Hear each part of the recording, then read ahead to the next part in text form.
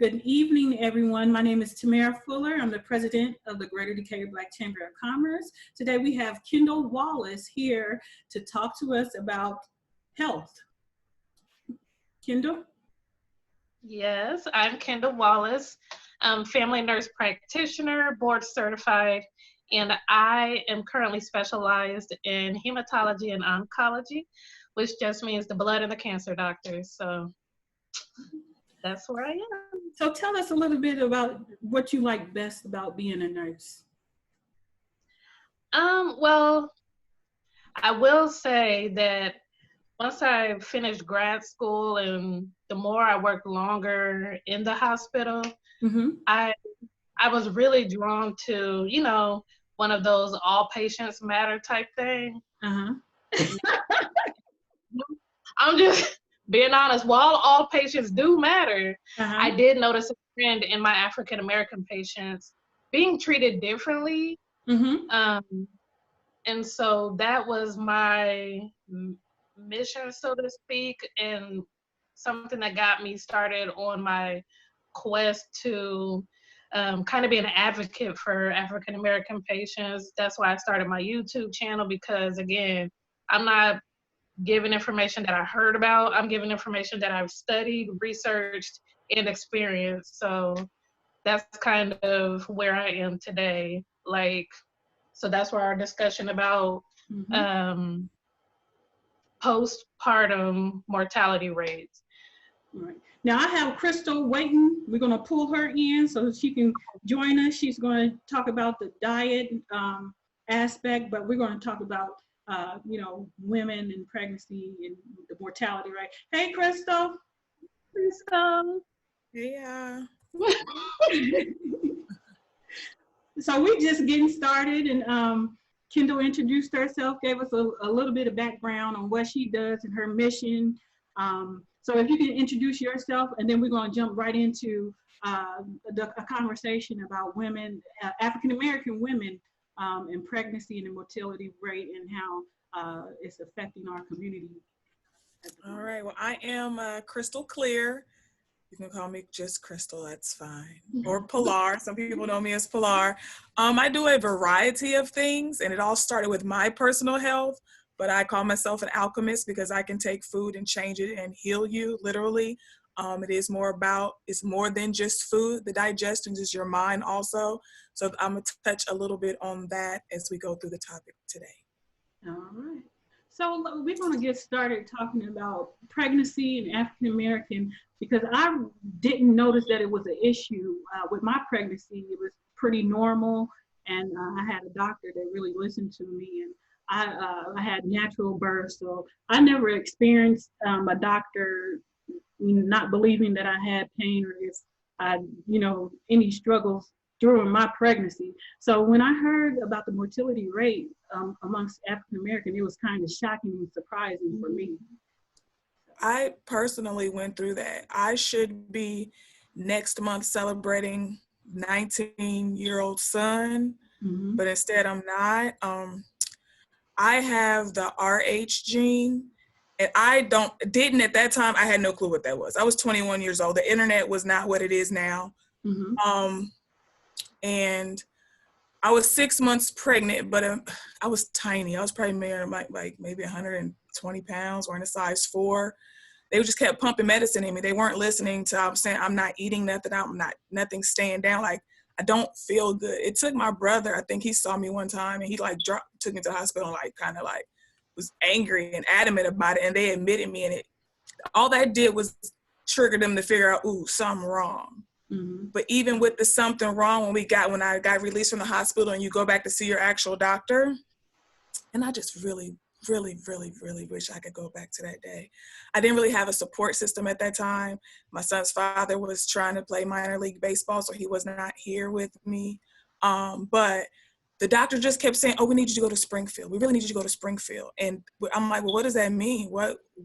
I never got an answer. He brought in his supervisor, and they didn't want to admit fault. But at that time, I was still too sick and too hurt. I didn't realize that they had messed up. So we go to Springfield, and basically this man opens up an encyclopedia and shows me what perhaps my child could look like. I was messed up. There's something I won't even tell y'all, but I was messed up. I was so far along in the pregnancy, the only thing I could do was have a 2-day abortion or deliver him. I decided to deliver him. So it was bad.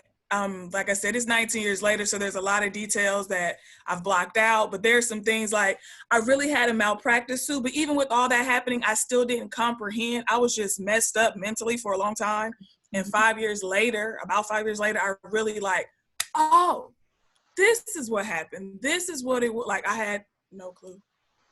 And I'm sure that happens often. It does. I will give, this is a non-pregnancy example that I'll give. I had an African-American female patient. She had come to the ER. She said, I can't breathe. My chest hurts.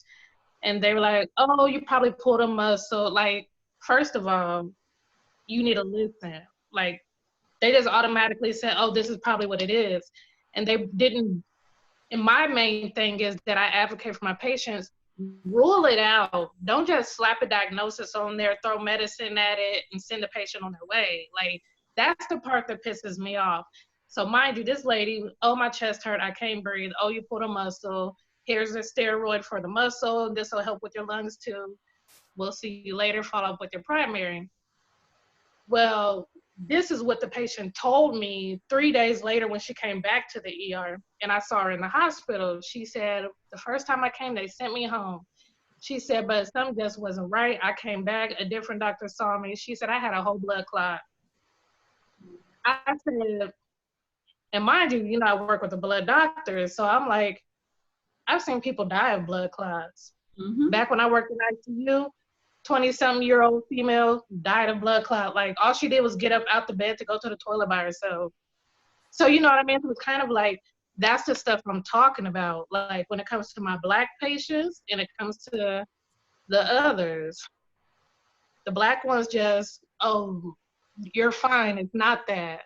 But nobody really does the testing to say, oh, it really is. I've literally been told when I went in there, he didn't check anything. He just walked in and saw me like grimace and pain. Well, I'm not giving you drugs.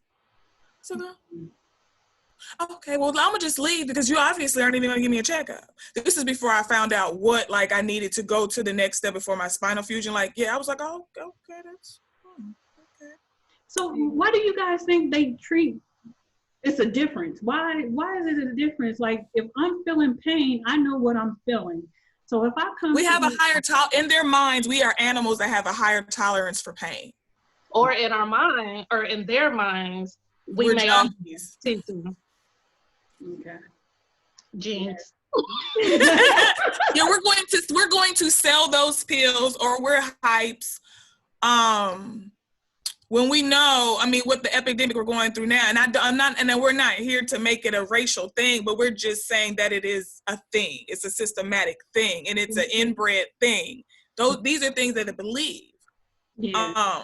Like I remember getting into a fight in elementary, and the principal called, rabies unit or something on me because me and the girl got into a fight because the Black girl got into a fight with the white girl. These are things they truly believe. This is why y'all be arguing on Facebook with them, because they believe. They believe. And these are the people that are taking care of us. These are people that are teaching our kids. That's why I'm okay with divesting. Like, let the world shut down. Oh, more open, more homeschools, more kids. People are going to be doctors and practitioners and doulas and yeah. And I'm all for, thinking we're stronger and we can handle pain, however, if I'm feeling pain and I want to be treated as a patient like you would treat any, it's like almost like maybe that white women are more delicate than we That's are. exactly it. That's exactly it. It is. We experience that same pain that any human being experiences. There's no difference. Exactly. And and I was also going to say, speaking of the maternal mortality rate, you remember, okay, I'm going to just give you this scenario.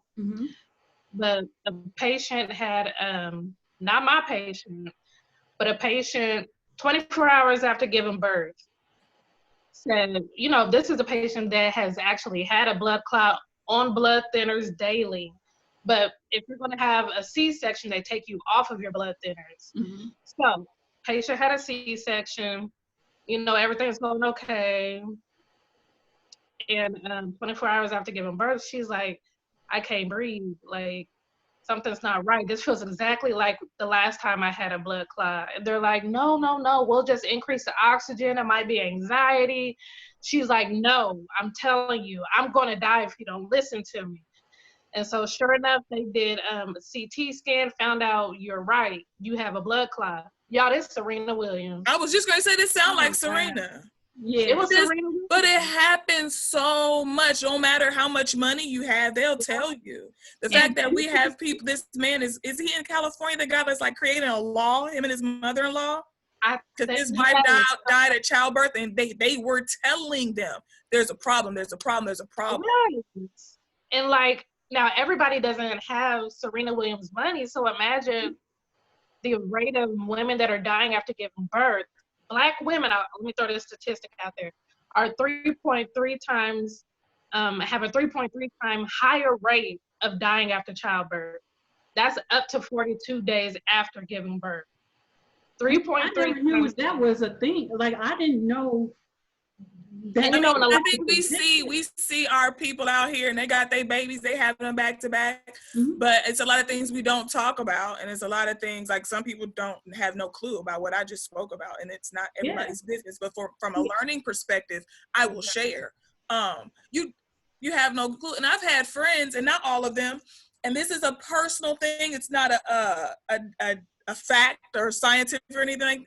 A lot of women are having more C-sections, and I know that is a thing if there's issues, if there's problems, but a lot of my associates and friends have been forcefully dilated. The body just is like, no, it's not time. So now you have to cut them open. That is a backwards practice to me. I'm not a doctor, but why are we dilating people then? Oh no, you're not having a baby. Now we got to cut you. And then they have all these complications from that. Well, why are you, that baby is coming. Why are you dilating people? Girl, I had a friend who, I'm not inducing people. Well, my best friend's mama, her youngest son, he would be 22 this summer, but he passed away. Rest in peace to my baby brother. But anyways, when she was pregnant with him, she was going into delivery. The doctor said, we're going to do a C-section because I have to catch a plane. What? When I tell y'all, my mama Pam cussed that doctor smooth out. This was 22 years ago. 22? But like, I'm like, oh, see, but it's stuff like he that. He said it like, and you're going to agree, and it's nothing. I got somewhere to be. You're just going to go ahead and get your eyelashes done. Well, I'm going to do a strip instead of individuals because I got somewhere to be. But but my mama Pam, she's from the low end of Chicago. Set it off. She said that they're playing tricky. She was like, she said, Kendall, I thought that she was all kinds of MS, and I'm like, but it shouldn't even get to that point. You shouldn't have the audacity to say that. To be taken seriously or your concerns to be met. Like, it shouldn't even get to that point. And by the time you get to that point, you're the angry Black woman. Yeah. Mm-hmm. But that's a whole other conversation. Mm-hmm. I'm saying, like, it's so messed up, y'all. Like, I don't know if y'all saw, I've shared that story of that woman who took her 19-year-old son to the ER. This was down in Georgia. And she said that he passed out. In my mind, if a 19-year-old passes out, I'm automatically thinking brain or heart, something going on. Yeah. And I don't care if it was drugs, but there were no drugs. They were so focused on saying. And didn't they do a blood test but prior and didn't find anything? The mama was like, I told you it wasn't drugs, but they did the drug test anyway. So that's why I'm like, I got patients to this day, when they go into the hospital, they will ask their nurse to page me so that I can come and talk to the doctor and say, hey, this is what they need, this is what works, can we please do this? Like, why do I have to be there for somebody's life to be taken seriously? Mm-hmm. Like, that's my issue. That's why I'm like, you know what? If I could open a Black hospital. So what is a remedy for all of this? You know, them not understanding. I'm just gonna say maybe they don't understand us as a people, or they just think we're totally different. What is advocating for yourself, and you have to do the work and find a doctor that, listen, my body just don't agree because I'm an alien. I've just come to terms with that. I don't belong here on Earth because I just always got something wrong with me. But with my lung situation, I was going to different doctors for like 3 years, and nobody. And one dude was like, you know what? And this was the first one, to be honest with you. He's like, I don't know. He said, what I do know is they got you on too much medicine, and I don't know, but we gonna wean you off of something. And I can respect that versus you saying, oh, we're gonna put you on this because it went from this drug to this drug. Now I got a side effect. Well, it gives you this drug, another side effect from that. And it just grew, never fixing the root. And it took an Indian doctor, just happened to be at the ER that night. I was having pain, went to get a pain shot. And he was like, yeah, because brown people over here eating food we shouldn't be eating, and eat this because there's no reason why we not supposed to be eating this food because it just grows good here. Doesn't mean it's nutritional for us. Mm-hmm. And that's what I mean by dead food. But finding the right doctor, I had to switch my practitioner too. I have some stories, and Kendall, maybe that's a series you could start doing because no, we got to start calling them out. Right. Because maybe some people think they're alone and they're the only one going through it. But like if you keep sharing not the truth. Like, I had that same situation happen to me, and we need to bring light to this situation. Like I said, I didn't know the mortality rate for pregnancy and dying after giving birth was because our rates say that we're out here just having babies and babies and babies and babies and babies and babies. Mm-hmm. And I will say the root cause of a lot of that mortality is undiagnosed cardiovascular issues. Like, you know, the heart is a muscle. Mm-hmm. People, you know, you're under high stress when you go to deliver. And so cardiomyopathy, which just means your muscle is weak. That's one of the number one reasons why women die after having a baby, either cardiomyopathy or strokes. Wow. And so, you know, because your body produces a lot more blood to perfuse all your organs. So for the baby, for you, it has to like double the amount of blood it produces. Right. So that definitely increases your risk of stroke. And what I was going to say about Crystal, you saying that you went to the ER to get your pain shot, that's something else I want to say when it comes to the medical field and people not taking African Americans seriously. I have come to the conclusion that when these doctors go to medical school, they're trained to look at horses, you know, just a generalized population. They're trained basically to study the causes or the cases of white people. And so when it comes to African Americans, we're unicorns. I mean, I'm just gonna say we're beautiful unicorns. So we're not gonna have or present like the horses, the things that they're used to, the things that they've studied. We're gonna present differently. And that's what they're not used to. That's what they're gonna just say, oh, this is kind of like what I'm used to, so I'm just gonna throw a medication at that. Mm-hmm. But not enough people, this is my answer for everything. Not enough providers are doing imaging. A CT scan with contrast, that can answer so many problems. An EKG and an echocardiogram. Like, I just feel like that will just help a lot. Answer a lot of ask for those either, and we're trained to ignore stuff. Oh, I got a headache, and that's number one for me. When people walk around saying that, okay, there's something else going on. That's your body saying, hey, you don't just have headaches. You have headaches because there's gas somewhere. You got a headache because you got pain. It's a warning. So stop just throwing a pain reliever at it. I also tell people, oh, you got a headache, drink some water. Drink some room temperature water. You might be dehydrated. Because we add salt to everything. I honestly don't own salt. I don't buy it. I don't need it. There's so many flavors. So many flavors. Stop buying the salt. Stop buying the sugar. Because we have the heart disease, and that's number one all across the board. Men, women, all races. We do not take care of ourselves. Our portions are too large here. We do not get out and exercise. We do not drink enough water. And we're sold packaging. Most of the food people buy is dead food. Everything you need is around the perimeter of the grocery store. I will always repeat the same. Y'all been hearing me repeat the same thing for years. What you need is around the perimeter of the grocery store. You can go down the rice and bean aisle and get you a few of them, but you need some produce, get you some meats if you eat them, get you some dairy if you eat it, get you some grains, and bring your ass back to the checkout. All that box stuff, and people aren't gonna like this. Cereal is for the weekend so parents can sleep in. If you got a Sunday evening, make you up some pancakes and throw them in the refrigerator or freezer for them to unthaw in the microwave, or make some waffles from scratch, y'all. And then throw them in the freezer, make some egg cups. Hit me up. It's a few things you can do to prep your breakfast for the week, but giving them that cereal and stuff, you're giving them chemicals and sugar, and then want them to go sit in a room with 20, 30 other kids, I hope it's not that many, and one adult, and learn, retain, read, sit down, and be quiet. That's unrealistic. Because if you went to work and you had that big old Kappa, mocha, whatever in a candy bar, you're going to be at work, right? Listening to your podcast, not paying attention, on Facebook instead of doing work. Stop doing them kids like that. And get them some sleep, too. That's another thing related to our heart. We're not sleeping enough. And I'm bad at it, keeping my phone in my hand. Your device should be out of your hand. They say 2 hours. That's unrealistic, because y'all be cutting up on Facebook and I'll be intrigued.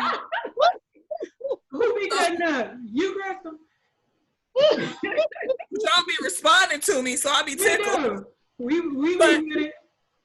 But if you could, an hour before, I always tell, get yourself a ritual. An hour before bed, and get, when you wake up, get you a ritual. If that means turn on some music and dance, get that heart rate going, get your whole bathing thing going, talk to your hair. If your hair ain't growing, your edges ain't going, talk to them, massage the oil in it, get your face together. Like, you gotta get into it. You gotta, same way you talk and give life into your kids, do that to yourself, to your body, to your plants, to everything, to the universe, to God. Talk to yourself. Yeah, we have to. How I always talk about manifesting things, you have to speak it into existence. Yeah. And people don't really think that it works. Like, you talk to yourself, you talk things into existence, you telling yourself, and you make little stuff, and I'll be like, man, because I needed some work shoes for summer, because can't be wearing the boots now, it's getting hot.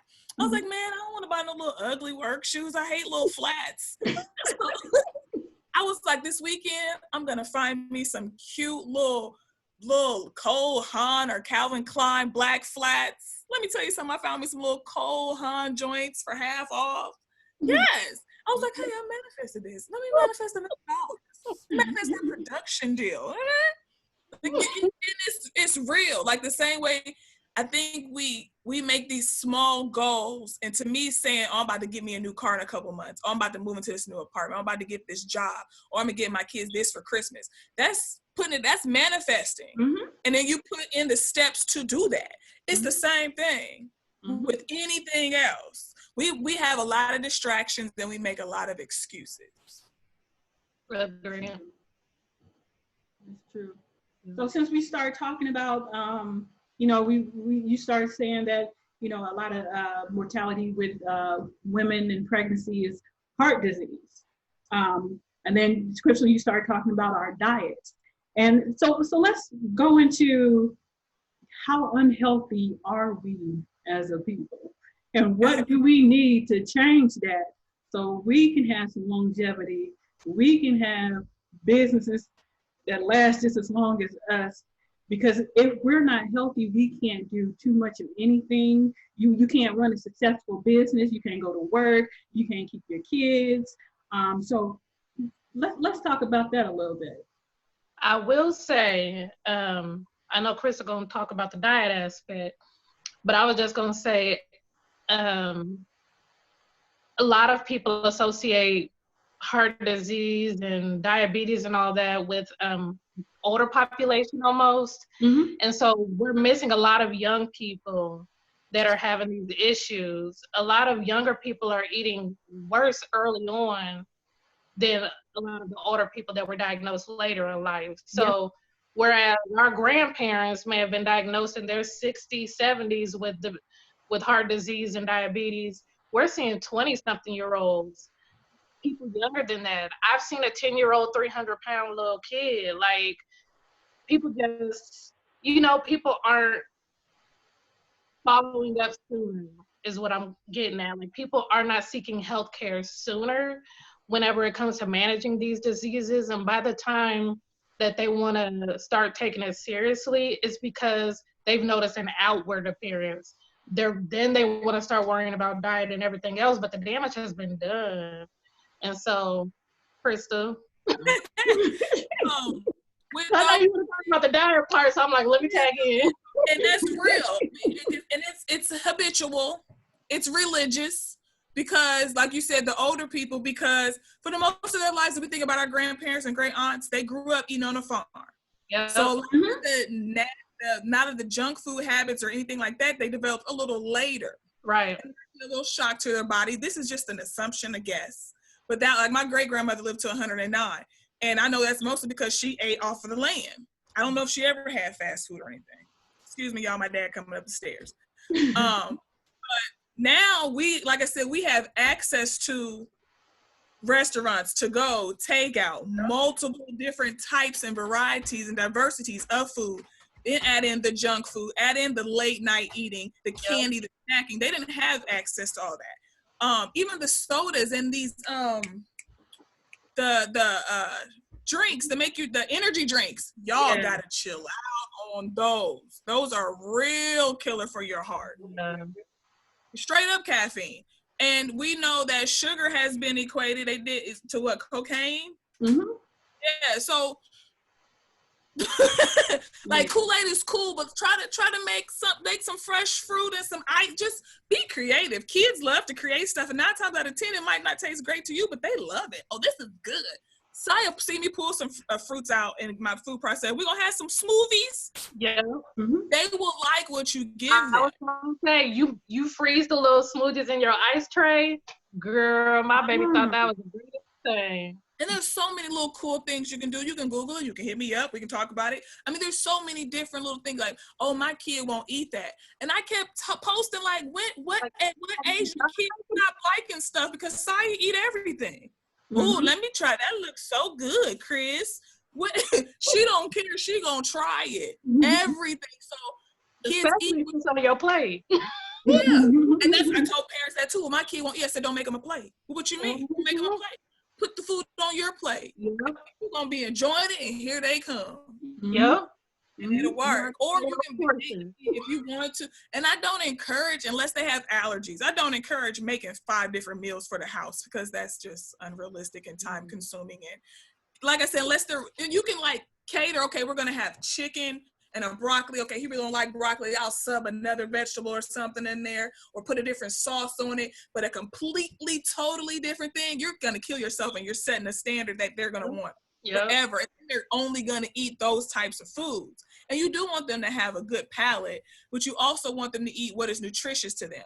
Macaroni is quick and easy, but there's no nutritional value in macaroni. None. And that's giving them little packs so y'all can get a kid. It's like, no. What?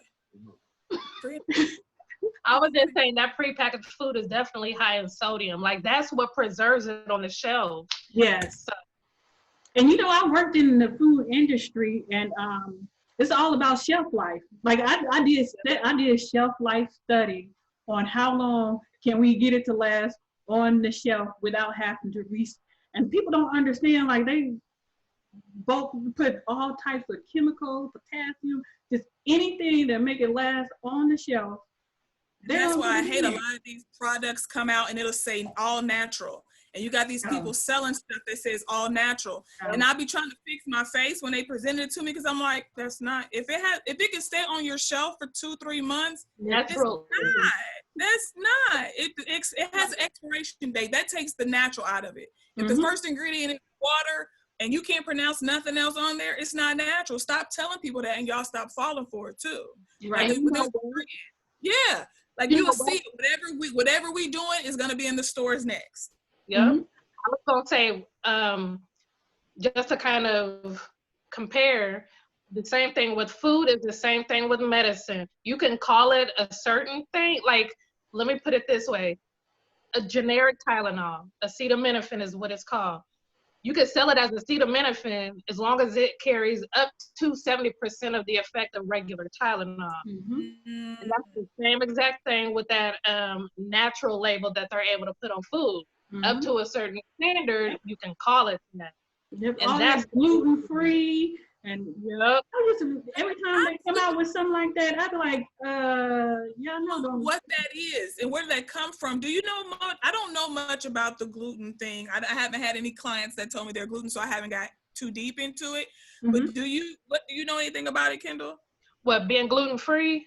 What is the gluten allergy? What is that exactly? Is it with your skin? Is it grains? It's like the flours and like the white stuff. But mainly like the flour that's in, just breads and stuff like that. So that's why you see the gluten-free bread. It look kind of like a pancake. And I would say, depending on your blood type, that if you have an asthmatic child, that's a good diet to follow because those grains turn into starches and your body is processing, it's just building up. Mm-hmm. And that's why when you have springtime, all the dust is sticking in you. And it's not anything hard or, oh my God, allergic. You have inflammation or swollen lymph nodes. You have mucus. So the pollen is sticking to your mucus. So people will be like, oh, my asthma's flaring up. And I'll always just go in the post, chill on the starches. It don't got nothing to do with food. I promise you. Everything to do with food. That was carrying around a breathing machine, having 30 plus asthma attacks a day. I promise you. You get rid of the inflammation and the mucus. Now, I still have them, but they're triggered by other things. I'm not just walking around and just right. Cut the corn. I remember 50 Cent saying he was on the no white diet, and people took it there. He's like, I don't eat nothing white, and people took it there. He was like, I don't eat flour, sugar, enriched bread, and enriched means bleached, y'all. Yep. It does not mean anything extra healthy or better about the bread. It's enriched vitamin. It means bleached. Mm-hmm. That's it. Mm-hmm. Yeah. If you can cut, go ahead.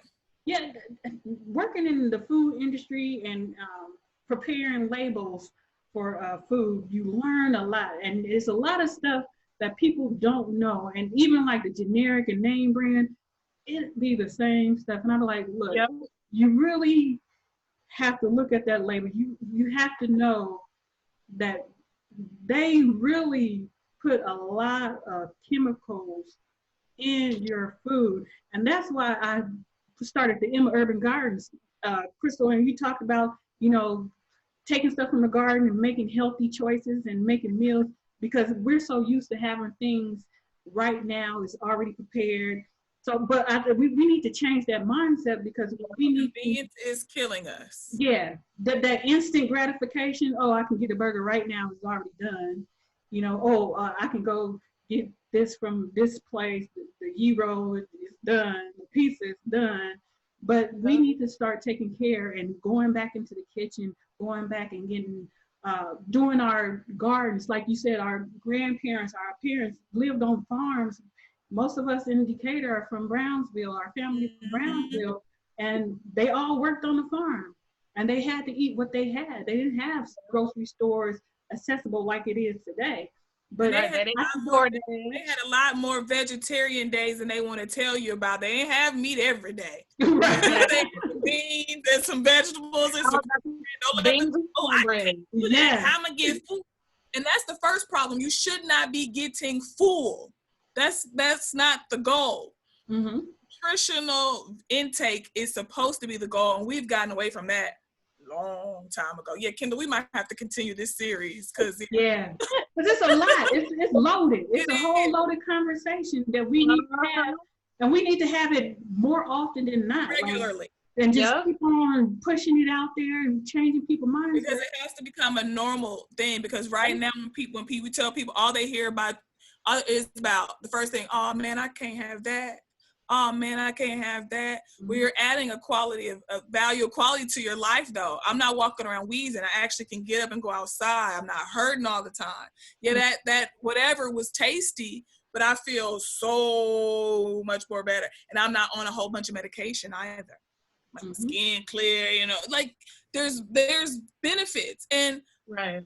food can taste however you want. It doesn't have to be boring. There's so many seasonings besides salt and pepper, besides salty. I can't believe that y'all really, I've had people get food and just instantly add salt to it. Without even tasting it. What does that do for you? Like, and then we got our hot sauce, like that's salty too. Pops over there. Seasoned salt, Lawry's. Yeah, I haven't purchased Lawry's in a while. And you know, we call it seasoning salt, but it's seasoned salt. It's just more salt. We country. I'm gonna give it some of this seasoning salt. It's just seasoned. So that's not seasoning on the bottle. But yeah, get you some garlic salt or something like that. Pink salt. Like Himalayan salt. Yeah. Oh, that's new to me. Oh yeah, we're gonna have to go show you. Crystal, you know I be needing you to prepare my meal. Yeah, we're supposed to be anyway. Yeah. But the food you're eating, the things you listen to, like I said, putting your phone or your tablet down or the TV before bed, the things you're reading, chill out on the news right now. It's okay.